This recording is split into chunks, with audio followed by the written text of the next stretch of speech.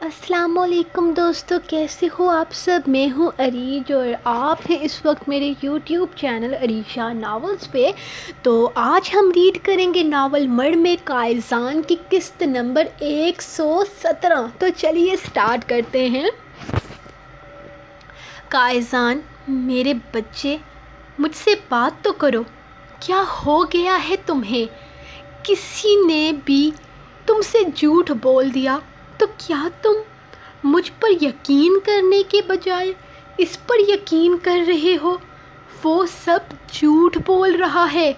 میرا ان سب چیزوں سے کوئی تعلق نہیں ہے، بلکہ میں تو وہ ابھی بول ہی رہا تھا جب اچانک قائزان نے اس کا ہاتھ تھام کر اپنے سر پر رکھ دیا۔ اب بولیے، جو بھی بولنا ہے مجھے ٹھیک سے بتائیے کہ آپ کیا کام کرتے ہیں، اور اگر آپ کا ان سب چیزوں سے کوئی تعلق نہیں اور اگر اب آپ مجھ سے جھوٹ بولیں تو ابھی اور اسی وقت مجھے موت آ جائے۔ قائزان، کیا بکواس کر رہے ہو تم؟ بنا میری بات کو سمجھے، بنا میری بات کو جانے تم اس طرح کیسے کہہ سکتے ہو؟ وہ اس کے الفاظ پر تڑپ اٹھے تھے۔ کیوں؟ کیا غلط بول رہا ہوں میں؟ کیا آپ غلط کیوں؟ کیا غلط بول رہا ہوں میں؟ اگر آپ غلط نہیں ہیں تو پھر آپ کو اتنی سی بات کہتے ہوئے اتنا عجیب کیوں لگ رہا ہے؟ کہہ دیجئے کہ یہ سب صرف میری غلط فہمی ہے اور کچھ بھی نہیں۔ آپ کوئی غلط کام نہیں کرتے، آپ نہیں ہیں کوئی اسمگلر، نہ تو آپ عورتوں کی اس طرح چیر پھاڑ کرتے ہیں اور نہ ہی الگ الگ ملکوں میں اسمگلنگ کے لیے بھیجتے ہیں۔ اور یہ بھی بتا دیجئے کہ ان سب چیزوں میں میری ماں کا کوئی تعلق نہیں تھا، بلکہ میری ماں کو جیل پہنچانے کے پیچھے آپ کی کوئی سازش نہیں تھی۔ مجھے سب کچھ جاننا ہے، بتائیں۔ اگر آپ سچے ہیں تو کھائیں میرے سر کی قسم اور کہہ دیجئے کہ میں غلط فہمی کا شکار ہوں۔ وہ اپنی بات سے پیچھے ہٹنے کو تیار نہیں تھا، جبکہ وہاج کو سمجھ نہیں آ رہا تھا کہ وہ اسے کیسے مطمئن کرے۔ دیکھو قائزان، تمہیں ابھی آرام کی ضرورت ہے۔ میں رسل کو بھیجتا ہوں تمہارے پاس، تم اس کے ساتھ ریلیکس ہو کے رہو گے۔ وہ باہر نکلتے ہوئے رسل کو ڈھونڈنے لگے، جو باہر بیٹھا بے چینی سے ان کے آنے کا انتظار کر رہا تھا۔ وہ تو خود سمجھ نہیں پایا تھا کہ اچانک قائزان کو ہو کیا گیا ہے۔ وہ اسے اتنی جلدی مصر واپس کیوں لے کر گیا ہے؟ رسل، دیکھو، وہ کسی غلط فہمی کا شکار ہو گیا ہے۔ اس کے ساتھ میرے دشمنوں نے مل کر فراڈ کیا ہے۔ مجھے نیچا دکھانے کے لیے، مجھے نقصان پہنچانے کے لیے ان لوگوں نے میرے بیٹے کے ذریعے ڈرگ اسمگل کی ہے، اور اسے لگ رہا ہے کہ ان سب چیزوں میں بھی شامل ہوں۔ پلیز اس کی غلط فہمی کو دور کرو بیٹا، وہ مجھ سے ناراض ہو گیا ہے۔ وہ باہر آتے ہوئے رسل سے کہنے لگا تھا، جبکہ سمیر خاموشی سے بیٹھا ان کی بے بسی کو دیکھ رہا تھا، بلکہ وہ تو خوش ہو رہا تھا کہ اب قائزان ان سے دور ہو جائے گا۔ قائزان، میں تمہاری کوئی بات سمجھ نہیں پا رہا۔ تم کیا کہنا چاہتے ہو؟ تمہارے بابا یہ سارے کام نہیں کرتے، بلکہ انہیں روکتے ہیں۔ وہ بھی سیکرٹ ایجنسی کے ساتھ کام کرتے ہوئے۔ تم ضرور کسی غلط فہمی کا شکار ہوئے ہو۔ ان لوگوں نے تمہارے بابا کو نیچا دکھانے کے لیے تمہارا استعمال کیا ہے اور تمہیں اسمگلنگ میں شامل کرنے کی کوشش کی ہے۔ تمہارا آپریشن بھی اسی وجہ سے ہی کیا گیا ہے۔ وہ تو خدا کا لاکھ لاکھ شکر ہے کہ وقت رہتے ہم نے مصر پہنچ کر تمہارا آپریشن کروا کر وہ ناپاک چیز تمہارے جسم سے الگ کر دی، ورنہ نہ جانے کیا سے کیا ہو سکتا تھا۔ تمہیں اندازہ بھی ہے کہ تمہارے بابا کس قدر پریشان تھے۔ تم انہیں مزید پریشان کر رہے ہو، انہیں مزید ٹینشن دے رہے ہو۔ اس وقت تمہیں انہیں سمجھنے کی کوشش کرنی چاہیے۔ تم اندازہ نہیں لگا سکتے کہ پچھلے 2 دن میں ان کی کیا حالت تھی۔ خدا کا لاکھ لاکھ شکر ہے کہ تمہیں ہوش تو آیا، ورنہ ڈاکٹر نے تو نا امیدی جتائی تھی۔ وہ اسے سمجھاتے ہوئے بول رہا تھا۔ سب کچھ جھوٹ ہے رسل، سب کچھ جھوٹ ہے۔ جو کہانی ہمیں سنائی گئی ہے سب جھوٹ ہے، اس میں ایک تنکا بھی سچ نہیں ہے۔ بابا ان سب کاموں میں شامل ہیں، بابا خود اسمگلنگ کرتے ہیں۔ جو کہانی انہوں نے ہمیں سنائی ہے اس میں کچھ بھی حقیقت نہیں ہے۔ بابا کسی سیکرٹ ایجنسی کے لیے کام نہیں کرتے، بلکہ سیکرٹ ایجنسیز کے خلاف کام کرتے ہیں۔ بابا ایک اسمگلر ہیں اور تمہیں پتہ نہیں میری بات پر یقین کیوں نہیں آ رہا؟ سچ سچ مجھے بتاؤ، کہیں ان سب چیزوں میں تم بھی تو شامل نہیں؟ تم تو 1.5 مہینے سے ان کے ساتھ کام کر رہے ہو نا؟ کہیں ان لوگوں نے تمہیں بھی تو اپنے ساتھ شامل نہیں کر لیا؟ وہ شکی انداز میں اسے دیکھتے ہوئے بولا تھا، جبکہ رسل تو اس انداز پر پریشان ہو گیا تھا۔ ایک بات کان کھول کر سن لو رسل، تمہاری میری دوستی الگ، لیکن اگر تم ان سب کاموں میں شامل ہوئے تو میں تم سے بھی کوئی تعلق رکھنا پسند نہیں کروں گا، کیونکہ آج اس انسان سے میں اپنا ہر تعلق ختم کروں گا۔ میں ایسے کسی انسان کے ساتھ نہیں رہ سکتا جو اپنے ہی ملک کی جڑوں کو کھوکھلا کر رہا ہو۔ مجھے تو نفرت محسوس ہو رہی ہے ان سے۔ میں کبھی ان کے پاس نہیں رہنا چاہوں گا۔ اتنے سالوں سے میں ان کا حرام پیسہ کھاتا رہا۔ میری رگوں میں، میرے خون میں صرف حرام چیز دوڑ رہی ہے۔ یہ کتنا اذیت ناک احساس ہے، تم سمجھ بھی سکتے ہو؟ میں یہ سب کچھ برداشت نہیں کر سکتا۔ میں اب ان کے منہ نہیں لگنا چاہتا۔ تم صاف صاف اپنے الفاظ میں کہہ دو کہ میں ان کے ساتھ نہیں جا رہا، اور نہ ہی میں ان کے اس مکان میں رہوں گا، اور نہ ہی ان کے پیسے کو خرچ کروں گا۔ اپنے جسم میں مزید حرام نہیں اترنے دے سکتا میں۔ وہ غصے سے پاگل ہو رہا تھا، جبکہ رسل کو سمجھ نہیں آ رہا تھا کہ کل تک جو ہر چیز میں موج مستی کرنے والا لڑکا آج اس چیز کو لے کر اتنا سیریس ہو گیا تھا۔ قائزان، تمہیں انہیں صفائی دینے کا موقع تو دینا چاہیے نا؟ ہو سکتا ہے کہ یہ صرف ایک غلط فہمی ہو۔ میرے سامنے قبول کیا ہے انہوں نے۔ اس عبداللہ رئیس نامی آدمی سے کہہ رہے تھے کہ انہوں نے لڑکیاں نہیں دی تو اس نے یہ کام کیا۔ اتنا ہی نہیں بلکہ ان کا وہ لاڈلا سمیر ہمدانی مجھے ایک ایک بات بتا چکا ہے۔ بابا سب کچھ جھوٹ بول رہے تھے۔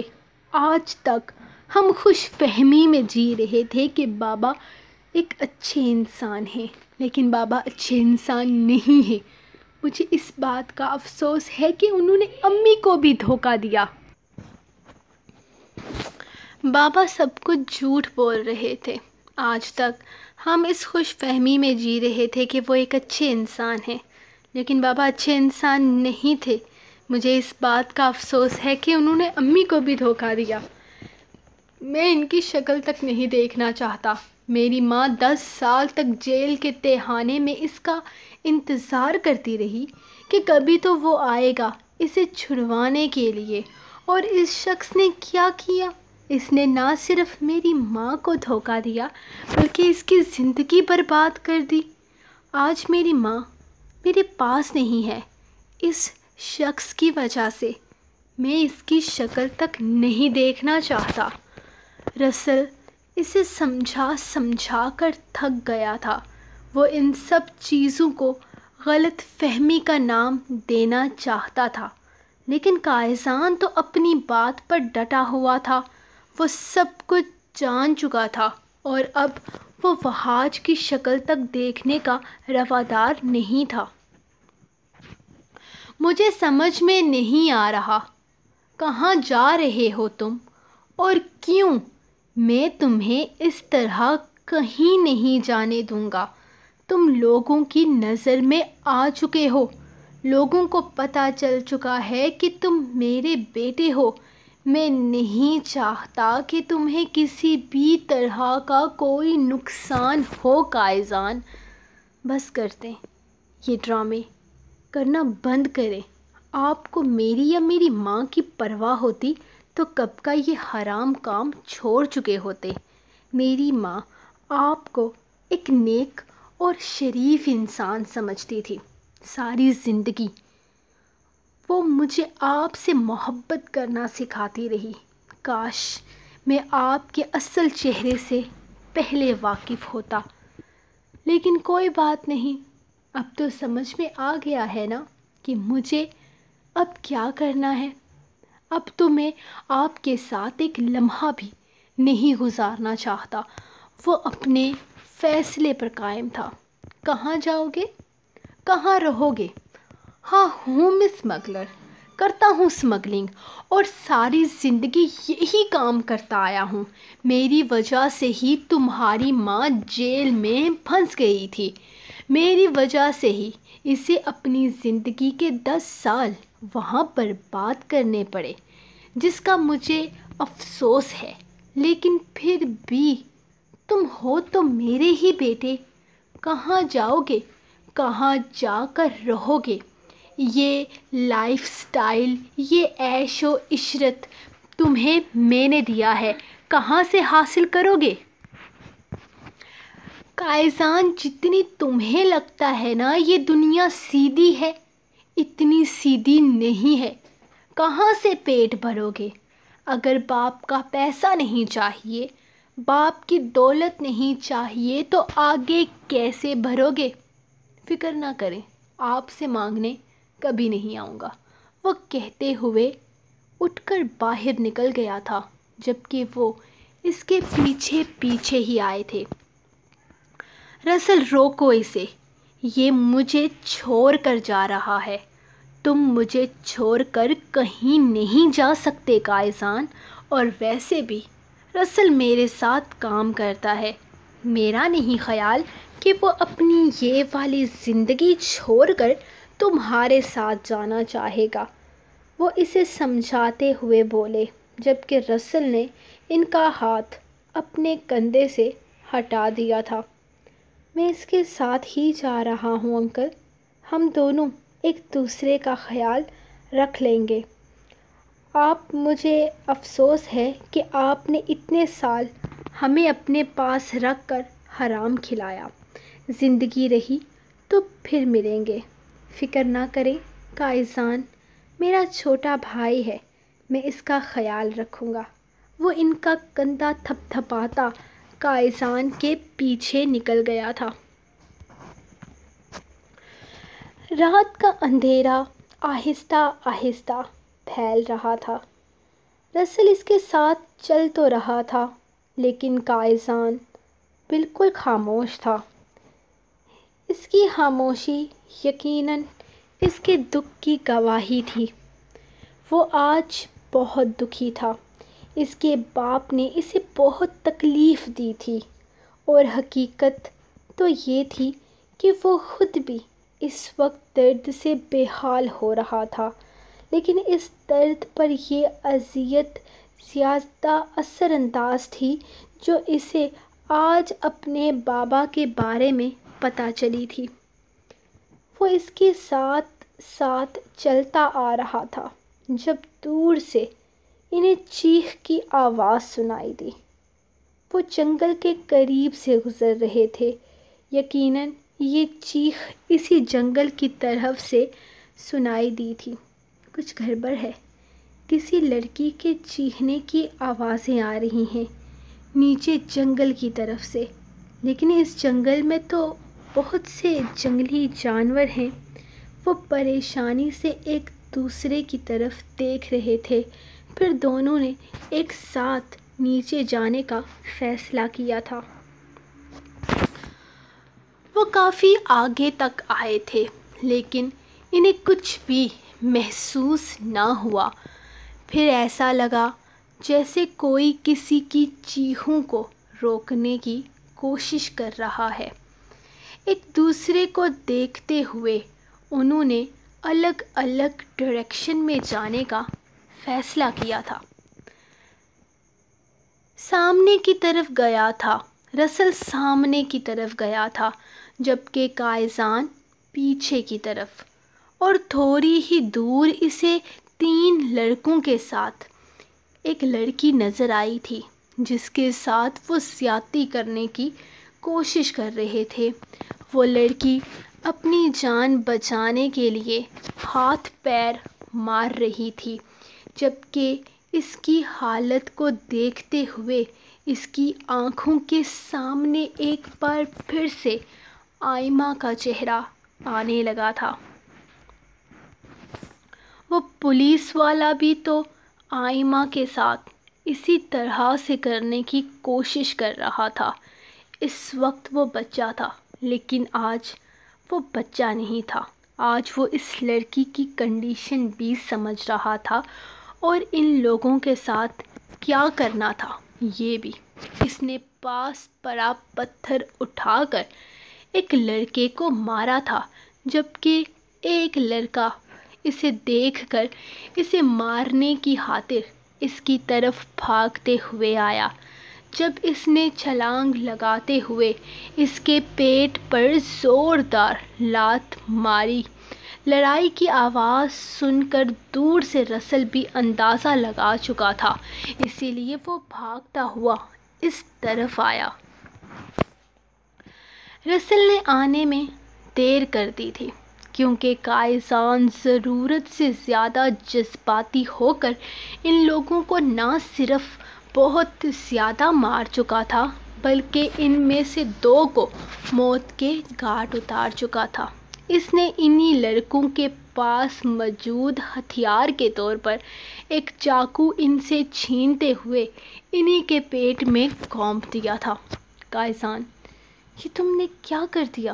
یہ دونوں لڑکے تو مر چکے ہیں۔ رسل پریشانی سے اس کے پاس آیا تھا، جبکہ وہ بنا ڈر و خوف کے چاقو وہیں پھینکتا اس لڑکی پر اپنا جیکٹ ڈالنے لگا جو اس وقت رو رو کر اپنی حالت خراب کر رہی تھی۔ تمہیں گھر چھوڑ دیں یا تم خود چلی جاؤ گی؟ وہ اس لڑکی سے مصری زبان میں پوچھنے لگا۔ بھائی مجھے گھر چھوڑ دیں، میں خود نہیں جا پاؤں گی، اس لڑکی نے روتے ہوئے جواب دیا۔ رو مت، تمہارا بھائی، تمہارا محافظ تمہارے پاس موجود ہے۔ کوئی بھی مسئلہ، کوئی بھی پریشانی ہو تو مجھے کہنا، میں ہمیشہ تمہاری مدد کروں گا۔ وہ اس کے سر پہ ہاتھ رکھتے ہوئے بولا۔ کائزان، یہ لوگ مر چکے ہیں۔ رسل نے اس کے کان میں سرگوشی کی تھی۔ وہ اس معاملے کی سنگینیت کا احساس دلانا چاہتا تھا۔ جو کام یہ لوگ کر رہے تھے، اس کے ساتھ ان کے بعد انہیں مر ہی جانا چاہیے تھا۔ خیر، میرا باپ پوچھ رہا تھا نا کہ میں آگے زندگی میں کیا کروں گا، تو اسے بتا دینا کہ مجھے میری زندگی کا مقصد مل چکا ہے۔ کہہ دو اسے کہ کبھی میرے راستے میں نہ آئے، کیونکہ قائزان کاظمی کو اس کی زندگی کا مقصد مل چکا ہے۔ اب جو میری آنکھوں کے سامنے غلط کام کرے گا، میں اسے اس کے انجام تک پہنچا دوں گا۔ ان ہاتھوں نے ہتھیار بچپن میں ہی اٹھا لیا تھا، اور اب سمجھ میں آیا ہے کہ ایسا کیوں ہوا تھا۔ دراصل اس دنیا میں بہت سارے لوگ ہیں جنہیں ہماری ضرورت ہے، اور اب ہم ان کی مدد کریں گے، اور ہمیں اس کے لیے کچھ بھی کیوں نہ کرنا پڑے، ہم کریں گے۔ میری ماں مجھے ایک اچھا انسان بنانا چاہتی تھی نا، تو اب میں اسے ایک اچھا انسان بن کر دکھاؤں گا، اور میں ہی وحاج کاظمی کے لیے اس کی زندگی کا سب سے بڑا چیلنج ہوں۔ وہ پرسکون انداز میں کہتا اس لڑکی کو گھر تک چھوڑنے آیا تھا، جبکہ رسل کو آج پہلی دفعہ وہ خود سے بڑا لگ رہا تھا۔ آج پہلی دفعہ اسے لگ رہا تھا کہ اسے قائزان کو بتانے کی ضرورت نہیں کہ اس نے کیا کرنا ہے، بلکہ وہ خود اپنا صحیح غلط سمجھ چکا ہے۔ سو گائز، یہ تھی آپ لوگوں کی آج کی ایپیسوڈ۔ تو خیر آج میچ بھی ہے جیسا کہ آپ کو پتہ ہے، تو ہم اب ملیں گے آپ کو نیکسٹ ایپیسوڈ میں۔ میں گارنٹی نہیں دیتی کہ آج دوسری ایپیسوڈ آئے گی، میں اپنی طرف سے پوری کوشش کروں گی، اگر میں دے سکی تو لازمی دوں گی، اگر نہیں دے سکی تو شاید میں نہ ہی دے سکوں، لیکن میری طرف سے پوری کوشش ہوگی، کیونکہ اگلی قسط میں آپ کو ڈبلیو ملے گا قائزان کے ساتھ۔ تو اگلی قسط یہ ہوگا کہ اس میں آپ کو پتہ چلے گا کہ ڈبلیو کس طرح سے قائزان کو ملا تھا، اور کیسے قائزان اس کا باپ بن گیا۔ تو میں نیکسٹ ایپیسوڈ کے ساتھ آنے کی کوشش کروں گی آج، باقی دعا کریں کہ پاکستان میچ جیت جائے۔ تو ہم ملیں گے نیکسٹ ایپیسوڈ کے ساتھ، تب تک کے لیے اپنی رائٹر کو دیں اجازت، اور دعاؤں میں یاد رکھیں۔ اللہ حافظ۔